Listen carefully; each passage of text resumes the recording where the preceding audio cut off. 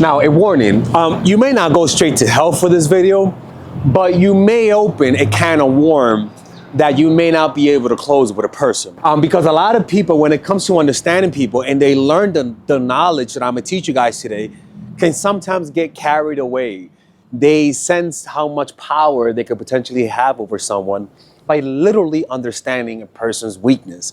Understanding their weaknesses and their desires will literally give you an insight into their psychology. And if you're a psychopath and going straight to hell, you use it to manipulate them.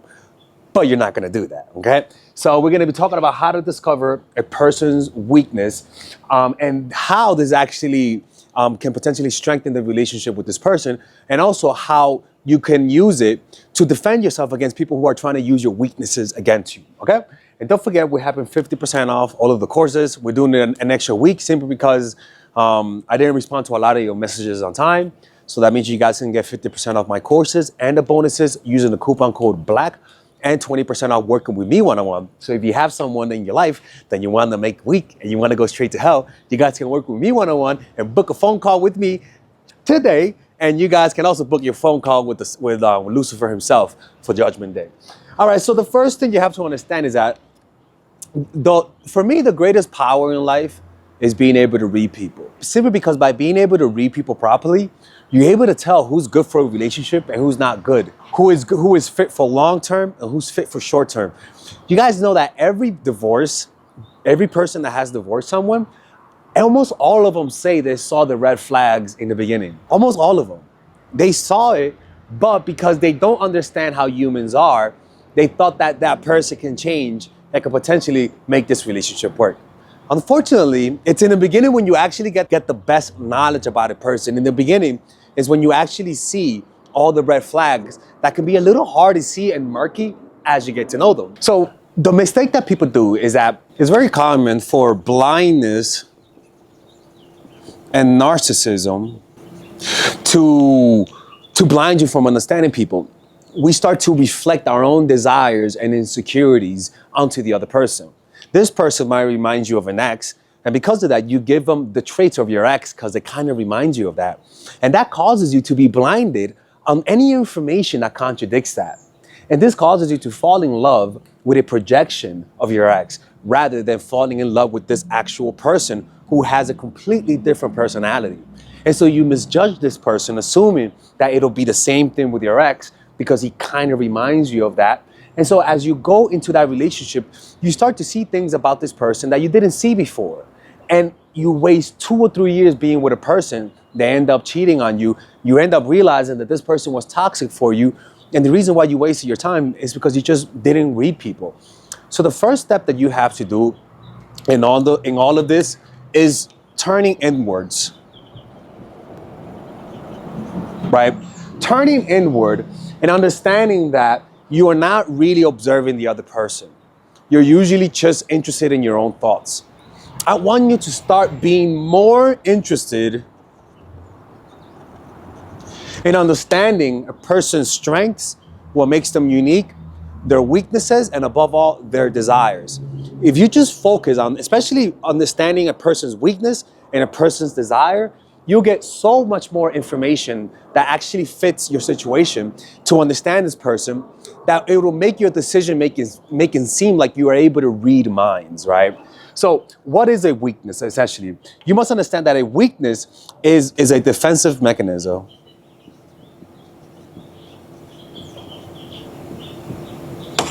Right? And this defensive mechanism is meant to protect them from negative situations, right? So for example, if they never had emotional support at home, this person will develop a shield of hardness and coldness so that they don't get close, so that they don't get hurt, and so that nobody gets close to them, so that they don't see how vulnerable they are. And so you start to see a person's personality by the defense they put outward, right? Because the defensive mechanism is meant to protect whatever is fragile. It could be your ego, it could be your self-esteem, it could be the image that people have of you. So understand that a person's weakness is never obvious, right? Sometimes a person's weakness comes in what they call in the opposite. Where what this means, or they call it maxed opposite, where a person exaggerates one part about their personality and shows you the complete opposite, right? So if they're gay, and they're secretly gay and resisting it, they'll have an overly straight front to the point where they might even secretly hate gay people, right?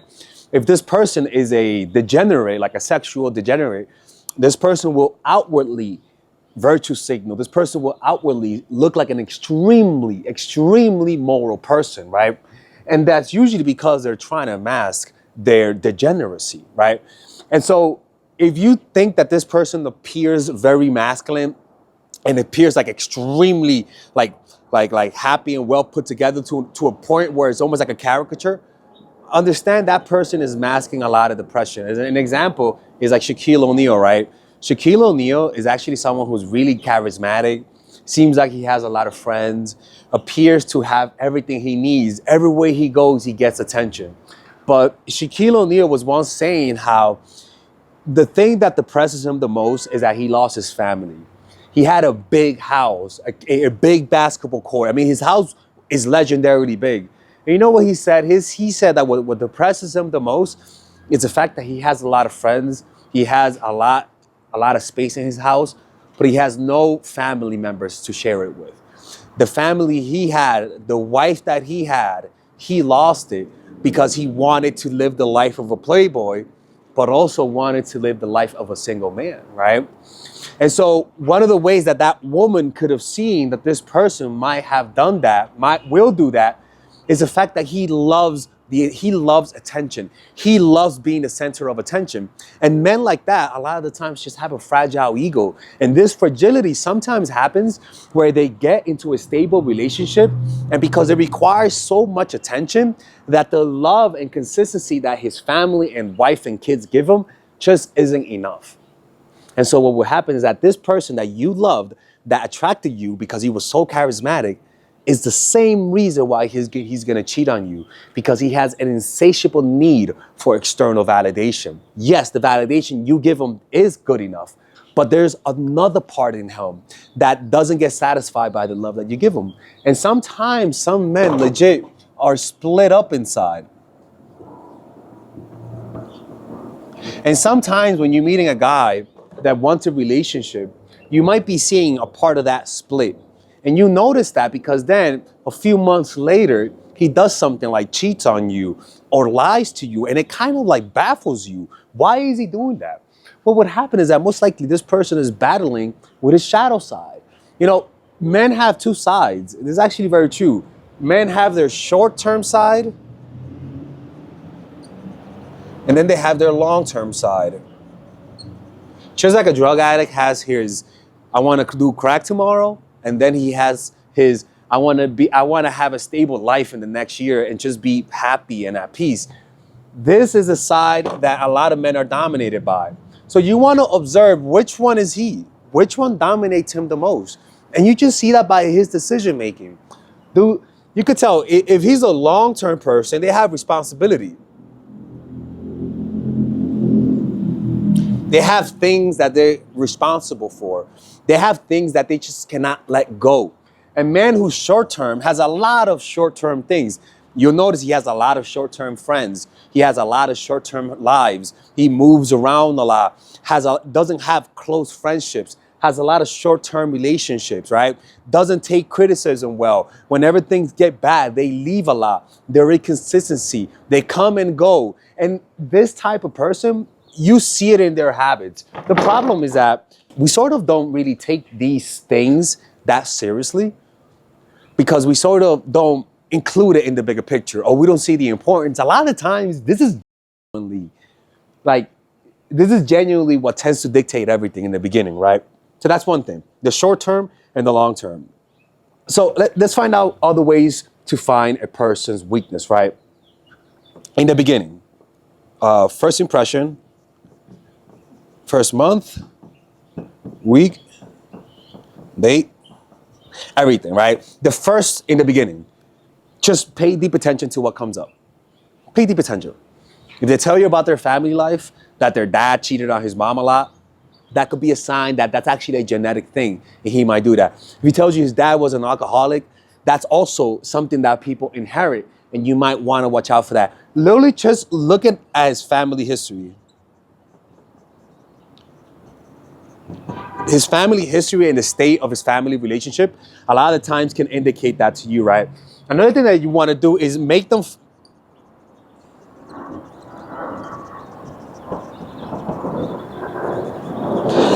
make the first move, right? This is done by you literally letting them make the first move and then you waiting. This puts a man in a state of impatience. And usually a person's weakness comes out by the type of mistakes they make, right? So by you making the person wait and not giving a quick answer, and that could be with anything, that could be moving in together, relationship, even a text response, how they make mistakes is an indication of their weakness. If you notice they start chasing a lot and that's their mistake, then that means this person doesn't deal with uncertainty too much. If you notice that you make them impatient and they get angry, well, anger is part of their dark side. If you notice that they start saying, oh, fuck you, you don't want to respond, I'll go find someone else, well, this person is an avoidant and lacks intimacy. Getting them to make mistakes and observing how they make mistakes is an indication in their weaknesses, which is an indication of their character, something that you might see before and not make a big deal, but now you will make a big deal out of that, right? So make them make the first move. The next thing is just to mirror them. And when I say mirror, I mean mirror their strategies. Do what they're doing to you so that you can sort of understand how they're thinking and how they feel about you. But also mirror their values. And I say mirror, I mean let them talk. Don't judge them. Oh yeah, I did crack. Oh, for real? I don't mind people who do crack. Tell me about that. Right? When people feel like you're not judging them, when people feel like you also think the way they do, yeah, I do crack. Oh, you do crack? Oh, me too, man. What's your favorite type? The white one or the green one, right? You sort of get them to talk and not be judgmental. And you might say that's manipulative. Okay, yeah. But you're finding out their weaknesses. You need this information, man. Because if he knows you might not be okay with drug use, he may not tell you he does that. And he hides it. You're like, why are these guys hiding that they use drug use? I'm always dating guys and I find that out later. What? Because they sense some judgment. Maybe you want to mirror them to make them more relaxed so that they can maybe expose themselves, right? So that's one thing, mirror them. Now, the next thing you want to do is once you find a person's insecurities, right? It's not about hurting them, right? You want to validate them. Make their insecurities feel better, right? Find out what triggers them, right? And flatter them in a way that suits their insecurities. So if they're the type of person to be scared to take action, for example, let's just say they wanna go to school and they're scared. One of the things that you can do is by understanding their weaknesses, then you're able to help them a lot more. You know, a lot of partners date people and they don't even know their partner's weaknesses. What do they fear most? What are their deepest desires? What are the things that they feel like they can never do? What are their failures in life that still haunts them to this day? You want to know those things because that's where they need your validation. You see, this is not just about going straight to hell. It's really about understanding their needs, being able to predict them because you know their weaknesses. And so you're able to be a better partner. So it's not about discarding people as well, but it's also about finding their weaknesses and helping them and being a good partner. Because a lot of people date people and they don't really know the person's weaknesses because they're just not paying attention. They think people are simple and people don't require much attention and observation.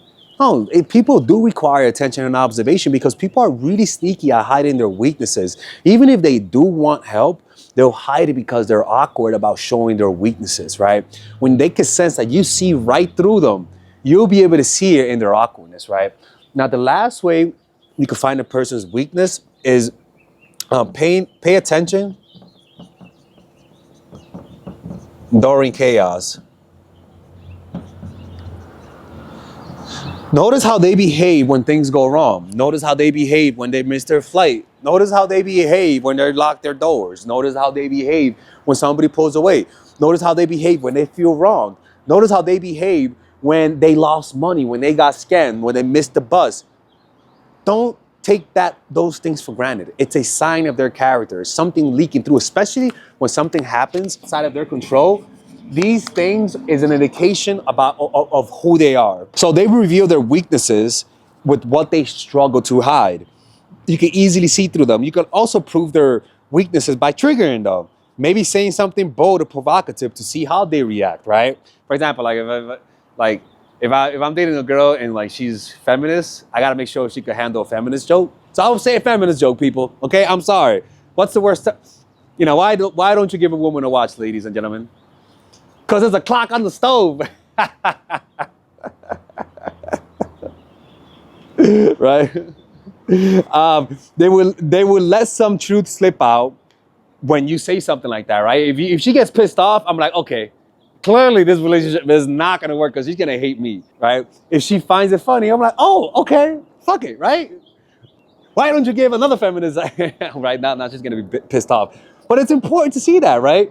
If the person cannot take a joke about certain things, at least for me, then that's a weakness that maybe we shouldn't be together, right? Some weaknesses are compatible. Some weaknesses are not. You got to know what they are, all right? It's not just about going straight to help. It's about helping them. So remember, we're all blind to weaknesses, right? People expose their weaknesses through the opposites that they show out in the outside world. And sometimes to see their weakness, get them to make the first move. And also, when you first observe people in the beginning, that's when people usually throw out most of their red flags. So pay attention to in the beginning. So make them make the first move, mirror them, mirror their strategies, but also mirror their values so that you could get them to open up and not hide certain things. And pay attention to how they behave in chaos. And also notice a person's dark side. What are the contradictions that they show? Are they a super happy person, but then they get super, super, super depressed? That says something, right? And above all, observe, are they a short-term type of person or long-term type of person? How do you know that? By their decision making, all right? And that requires you to pay attention. Stop being lazy lovers. Y'all lazy as fuck, some of you guys. Anyways, hopefully you guys enjoyed this video. If you guys want to work with me one-on-one and apply these strategies with someone without going straight to hell, book a one-on-one phone call with me. Click under the description down below where it says work with Father Alex. And don't forget 50% off all of our courses using the coupon code BLACK until the end of the week, and 20% off working with me one-on-one using the coupon code BLACK. All right, people, take care. Bye-bye.